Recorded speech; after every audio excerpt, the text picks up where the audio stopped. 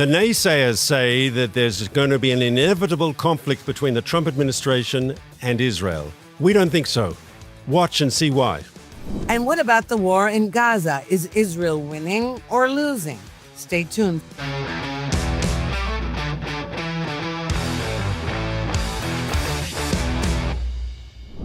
Shalom, I'm Mark Regev for another episode of Israel Undiplomatic. And today, unfortunately, I'm by myself in the JNS studio here in Jerusalem, and I'm speaking online to my co-host, Ruthie Blum, who is in New York.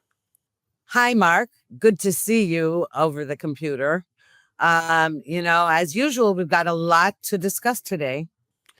That's 100% correct. And it's actually, in many ways, the fact that I'm in Jerusalem and you're in New York is a metaphor, because I want to start off discussing Israel-US relations. And I think by any way of looking at it, we had a good week in the Washington-Jerusalem relationship. And we can dive down into that now. But basically, it started with a UN veto by the United States preventing a bad resolution from passing the Security Council. And it finished just, 2 days ago, with apparently an important phone conversation between the Prime Minister and the President. Yes, absolutely. But that's not how it's being reported. The way Israeli media and American media are reporting the phone call between President Trump and Prime Minister Netanyahu is as though it's really bad news for U.S.-Israel relations. And of course, I disagree with that, as do you.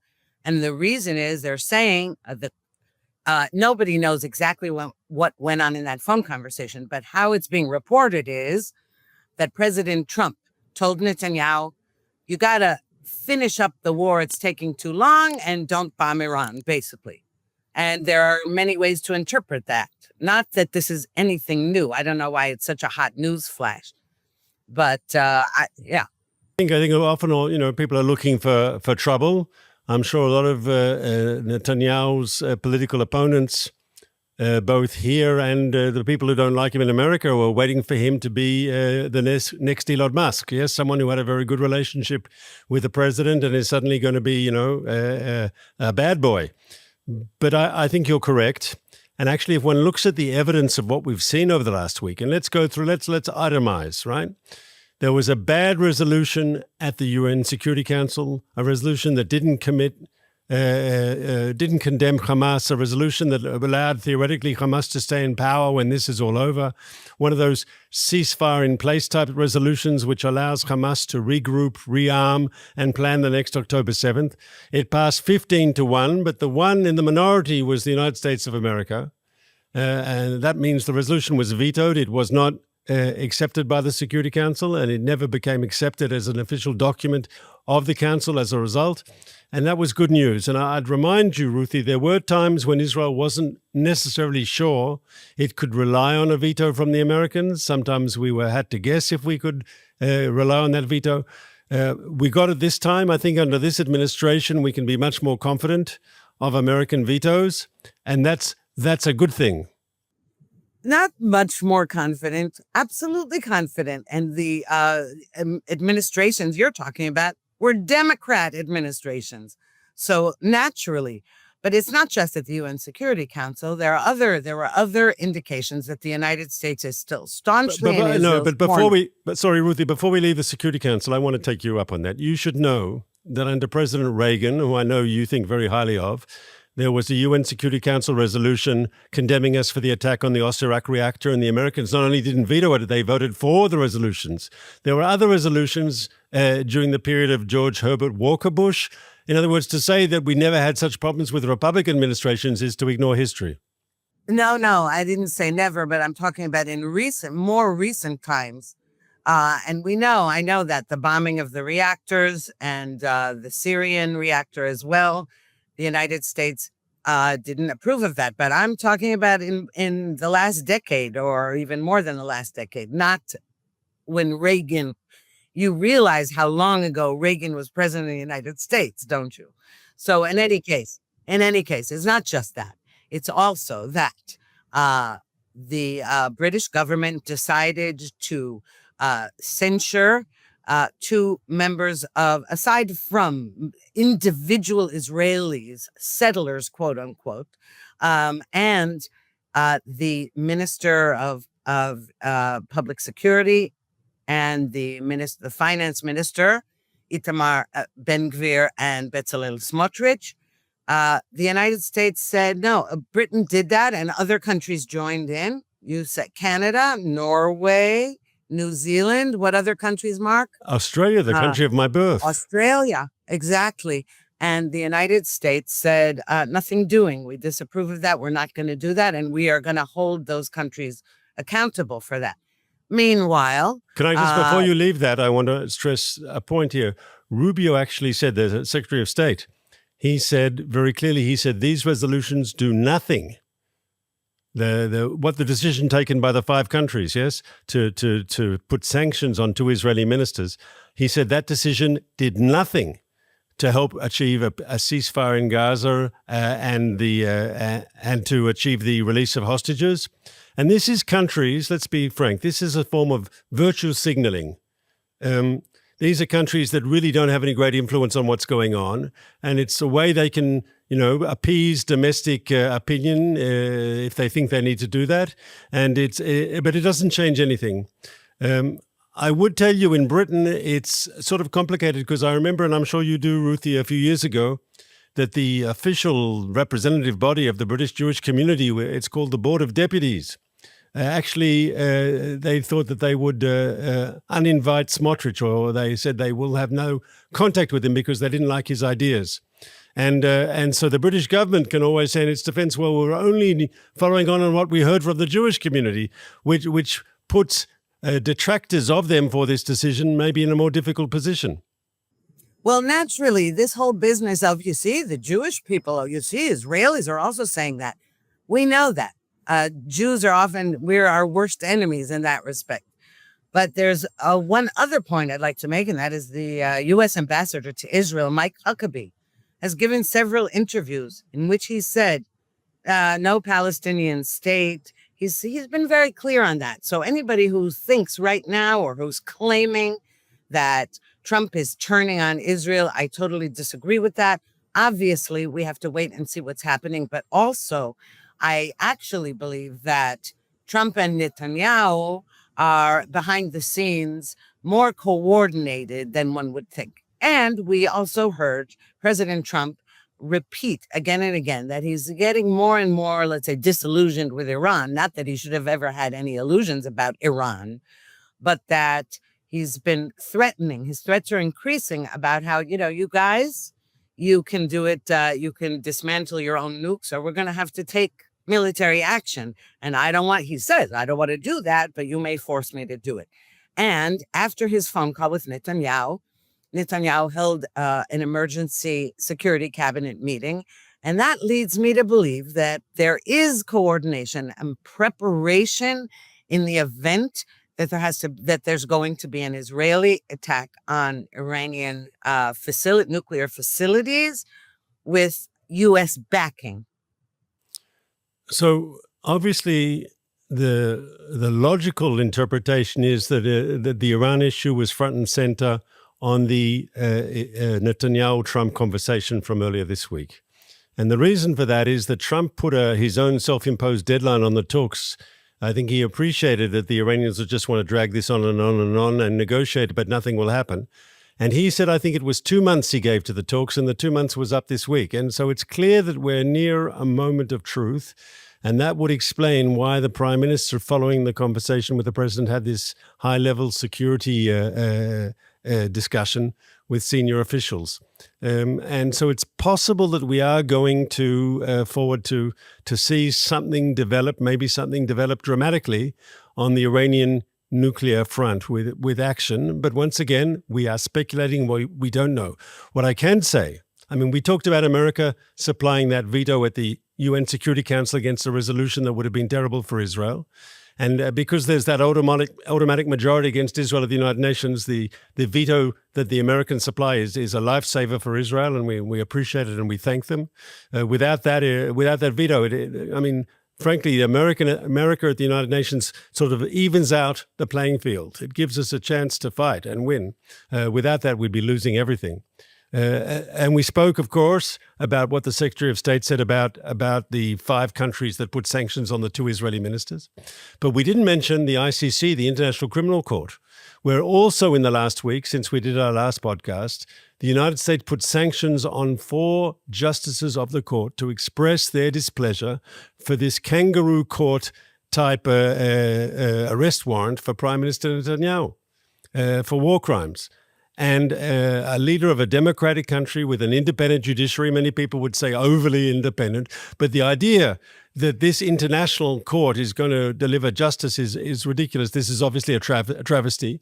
That Israel says so is important, that the United States says so is equally important, but that the United States actually uses its might and puts personal sanctions on the justices involved in this travesty, I think that's a very important move, and Israelis appreciate that. Yes, and now we've got to talk about Gaza, because it's possible, we don't know for sure, it's possible that President Trump said something to Prime Minister Netanyahu about, come on, you got to end the war, it's dragging on too long. But there are 2 ways to interpret that. One is the way the Israeli left and the anti-war movement is saying, end the war. In other words, end it now, lose the war. And there's another way, the other way to interpret it is he's saying, hurry up and win the war. And I happen to believe that that's what Trump means when he says, hurry up and end the war, not lose it, but win it. Now, there are many good signs in Gaza, despite reportage to the contrary. And the main one is that the Gaza Humanitarian Foundation, the American company that is in coordination with Israel, distributing food to Gazans who are not members of Hamas. If there's such a thing as a Gazan who's not a member of Hamas, but of course there is, because we see the demonstrations. We see more and more Gazans standing up saying Hamas is our misfortune and they should leave. Well, that's true. And they also, there are many, many Gazans who want to leave Gaza, but that isn't, that's because they're disgusted with Hamas, not because they didn't believe in the ideology. They're disgusted that Hamas started this war because they're losing it and, the devastation in Gaza, et cetera. But anyway, the fact that the distribution of aid was taken out of Hamas's hands and that the IDF is guaranteeing and is there guarding it so that Hamas cannot steal it, as it was doing, both stealing the humanitarian aid from UN trucks, but also it was in cahoots with the UN. So because the food is no longer in Hamas's hands, the Gazans are feeling more, it's not only that they're getting food, but they are feeling freer to voice their criticism of Hamas. Hamas is losing its grip.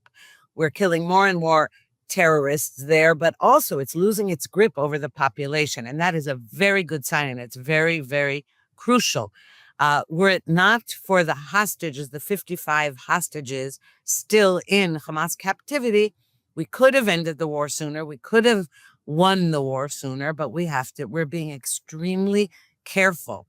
Again, despite reportage to the contrary. So, first of all, I agree with what you've said. There's a feeling now amongst national security insiders that the momentum is very good, that Hamas is under pressure, and the manifestation of that pressure is the demonstrations you see when more and more Gazans are actually publicly saying that Hamas, it's time for them to go. I agree, not because they particularly like Israelis, but because they like themselves and they see what Hamas has brought upon Gaza through their actions, yes? That Hamas is bringing nothing but death and destruction upon the people of Gaza, and it's time that Hamas, left. And so that's a manifestation of the changes going on. And it's because Israel's military operation is being successful. And every day we're taking a price from Hamas, and that's beefing up the military pressure on them.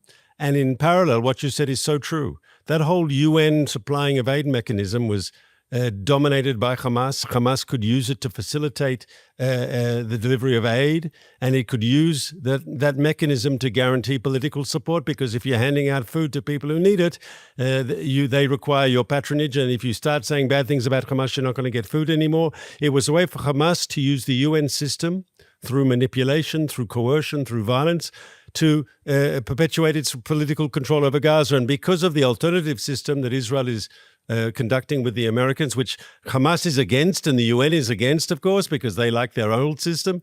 But because it's working, if it wasn't working, they wouldn't be arguing about it. But because they hate it precisely because it is an alternative that can work and therefore pulls the rug out from under Hamas. But here's the question, Ruthie, and we discussed this in a previous episode. Precisely because Hamas is under pressure, because it's losing militarily and it's losing politically, and the cracks are showing, they could, in the next few days, compromise, and there'll be a timeout because there'll be a temporary cessation of fighting so we can get some of the hostages out. And that will just put everything in freeze. It'll put everything on the ice, and Hamas will use that period to rest and regroup and, of course, to prepare for another round. Well, absolutely. But I just would like to sort of correct what you said before. It's not that Hamas was distributing aid to Gazans before. It was selling it to them. It was stealing the food, selling it at exorbitant prices to the Gazans. That was also helping enrich Hamas. But it wasn't they were distributing it. Now it's being distributed for free to people who need it, not sold to them. That's one thing. The other thing is that the United States, if you notice, I think a lot of people aren't, certainly abroad, haven't really been paying attention to this fact, but that the Houthis in Yemen have been continuing to fire missiles on Israel, and Israel again launched a strike on the port, the Hodeidah port in Yemen, this time via the sea.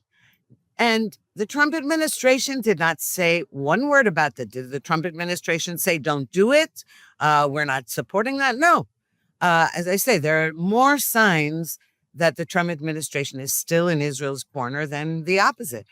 And by the way, the business of, the anti-Israel movement is constantly saying, well, where are these Gazans going to go if they want to leave?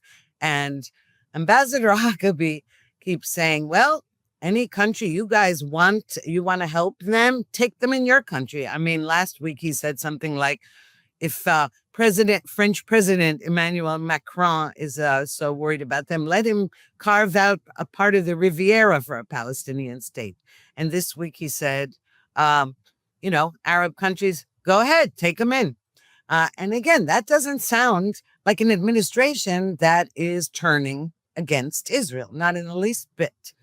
And the other thing I'd like to say about this humanitarian aid has to do with Greta Thunberg, who the Swedish so-called climate activist, who was really sort of the name brand of this so-called Flotilla, what is it called? Freedom Flotilla, which was only one sailboat, not a flotilla, but that's what they called it. With 12 activists on board and taking lots of selfies. That's why the Israeli Foreign Ministry called it the selfie flotilla. Israel eventually intercepted it a week into it set sail from Sicily. And a week later, Israel intercepted it about 200 kilometers from Gaza.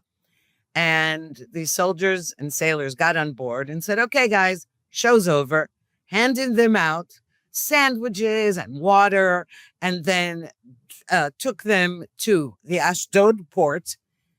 And interestingly, what they did, it was really, really brilliant. What they did was they were very nice to them. Is the Israeli army was very nice to them, but said, okay, we're sitting you down. And they wanted to show them the video, the 43-minute video of the Hamas atrocities on October 7th, 2023. At which point, these activists turned their back on the film because they didn't want to see Hamas atrocities. And then when they returned home, Greta arrived. She was flown back on an El Al plane, right? I think for free. They were flown back home. Greta began to say that they were abused and mistreated, and it's all a big farce. And I just want to say kudos to the Israeli Foreign Ministry and the military and the government for handling this incident with such class and gently but firmly. So I was involved in the previous Gaza flotilla, the famous Mavi Marmara incident, which was a public relations nightmare for Israel, because when the intercepting soldiers came and they planned to do what exactly happened now, yes, to peacefully take over the ship and then to bring it into the port of Ashdod. There they were faced by violent extremists, terrorists from an organized group, and there was violence and there were shots exchanged in the end. I think 9 people were killed, and that was a public relations disaster for Israel at the time. Having said that, I don't think we had a choice because they were using physical violence. Our soldiers were in threat of a loss of life, even the way that they were being beaten up and so forth. But from a public relations point of view, that was a failure then. And I think first thing is Israel learns from its mistakes, which is a good thing. But second thing is, in the famous Mavi Marmara incident, there was actually no aid on the boat. They said they would bring aid for Gaza, but there was not a single, nothing. It was all just these activists. This time there was some aid, a small amount, maybe half a truckload on this boat.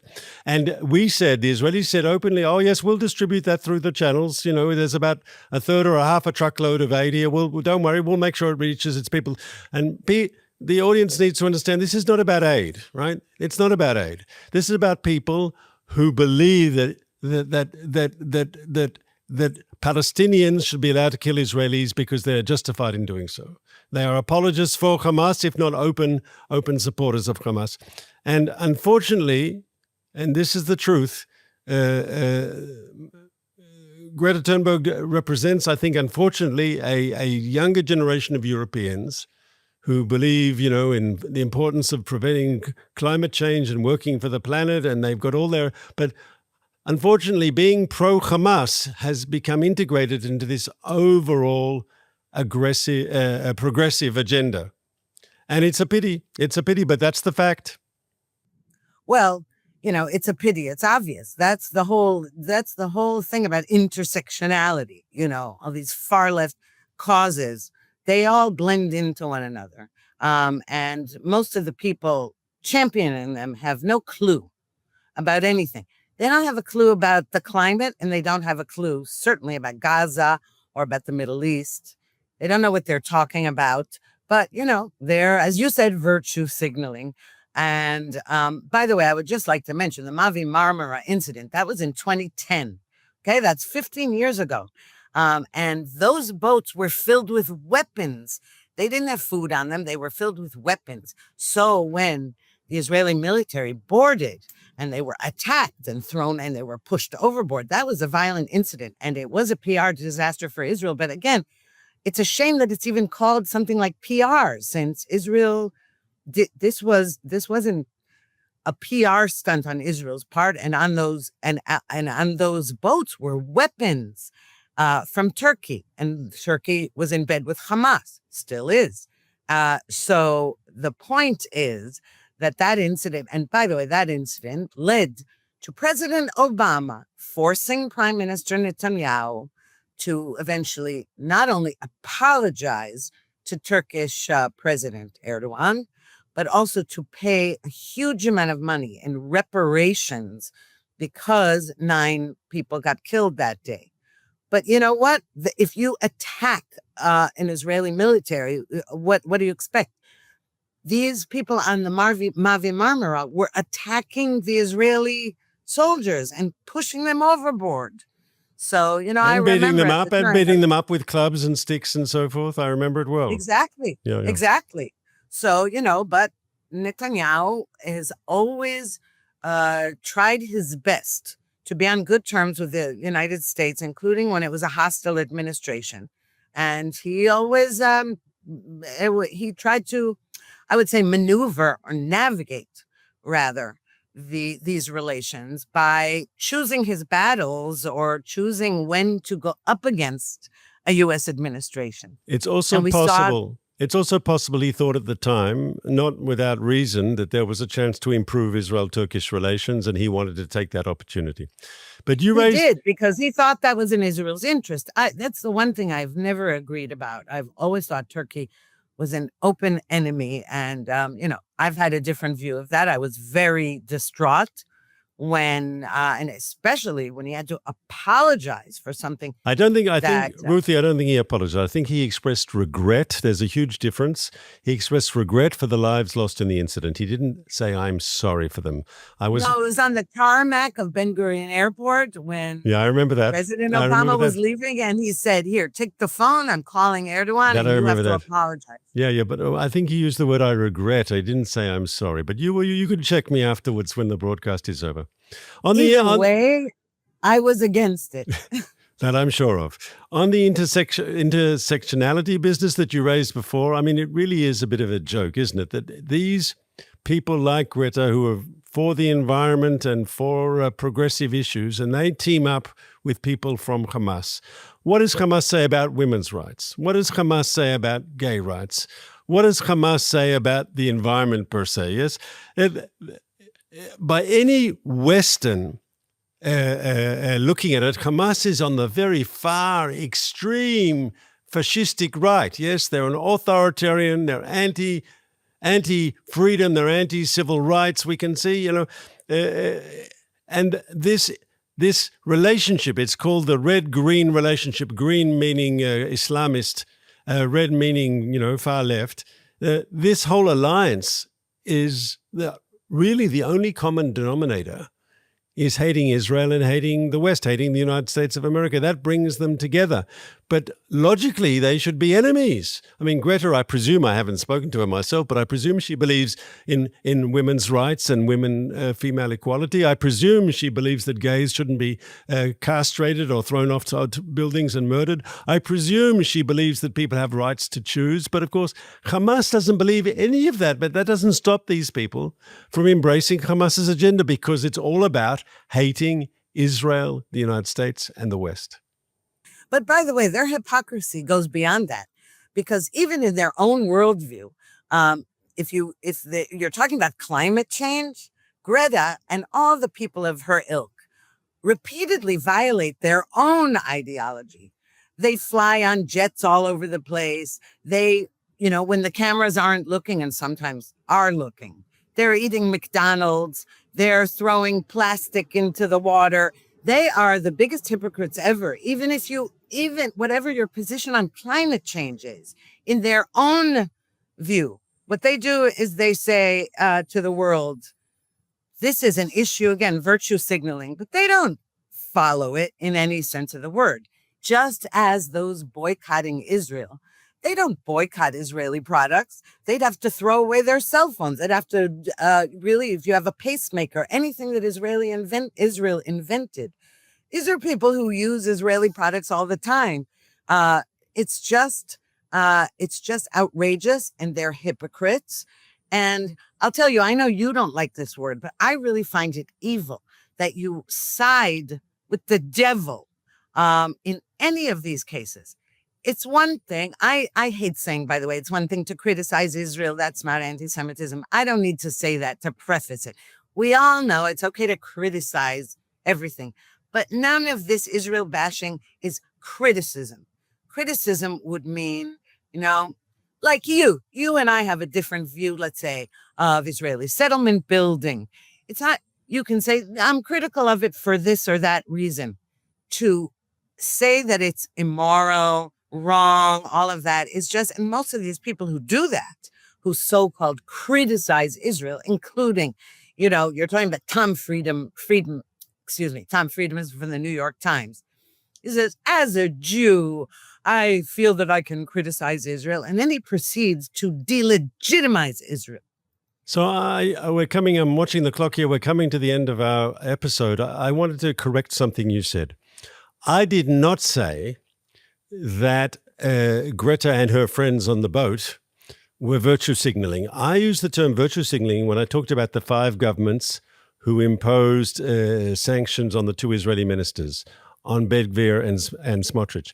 I think they could also be hypocrites, because I'm not sure what their attitude is to the parties of the European right. If if the leaders of the right of France, can members of parliament from the National Alliance, can they go to Britain? Can the Wilders Party people go to Britain? In other words, if you're picking only on the Jewish state, you have to ask, is this fair? But I would wanted to finish the episode by saying the following. I'm sure there are many good people in Britain, Australia, Canada, New Zealand, and Norway who want to see peace in the Middle East. What they fail to understand is to achieve peace in the Middle East, Israel has to defeat Hamas. Because Hamas is the most violent enemy of any possible peace structure in the future. And instead of hitting your head against the brick wall today and calling for a two-state solution, which, as you said, the American ambassador to Israel said it's just not on the cards anytime in the foreseeable future, if at all, right? And we can have a disagreement about that. But instead of hitting your head against sort of where should the effort of the world be, it should be on what President Biden said and what President Trump says, which is expanding the existing circle of peace, expanding the Abraham Accords, bringing in the Saudis, bringing in additional countries. That's where the real hope for peace is. But if you're going to say, no, everything the Palestinians first, first of all, there'll be no progress. And secondly, you're going to put all your energy in a losing direction. And fourth, the moderate Arab states might not say it publicly, but they want Hamas defeated because they know Hamas is the enemy of everyone who wants to see a more stable, a more cooperative, and a more prosperous Middle East. Hamas, Hezbollah, Iran, the Arab world will be very happy when they're all defeated. And by the way, I would like to add, the Palestinian Authority, it's not just Hamas, it's also Fatah. Make no mistake, the Palestinian Authority is not moderate and it's not different from Hamas. It has different methods. It has a different, timeline for annihilating the Jewish state. It is no different. And when Ambassador Huckabee said that about no Palestinian state in the foreseeable future, if ever, he was also referring to the Palestinian Authority, not just Hamas. This distinction between one terrorist and another is dangerous because then you get into this kind of fantasy that there is a peace partner of a different sort among them. And it just isn't true. If it ever will be true, I don't know. Probably not in my lifetime. So I'll tell you what, it could be a bit different if the so-called moderates in the West Bank had actually condemned October 7th and their failure of the Palestinian Authority now more than 500 days since the massacre. 600. 600, sorry, you're correct. More than 600. More than 600 days since the massacre, that they cannot bring it to condemn it. That actually exposes them for what they are. Exactly. But you know what? They always expose themselves for what they are. They agreed with the October 7th massacre. They only don't like Hamas because they're in competition with Hamas. But in any way, you're right. We've come to the end of the broadcast, and I would like to request of anybody who enjoyed the show or who enjoys it regularly to please like and subscribe. And also, I would like to thank all the people who have written to our email for comments, undiplomatic@jns.org. We appreciate your comments, and we will try to get to them on subsequent broadcasts. So I'd just like to say thank you for that. See you next week, Ruthie.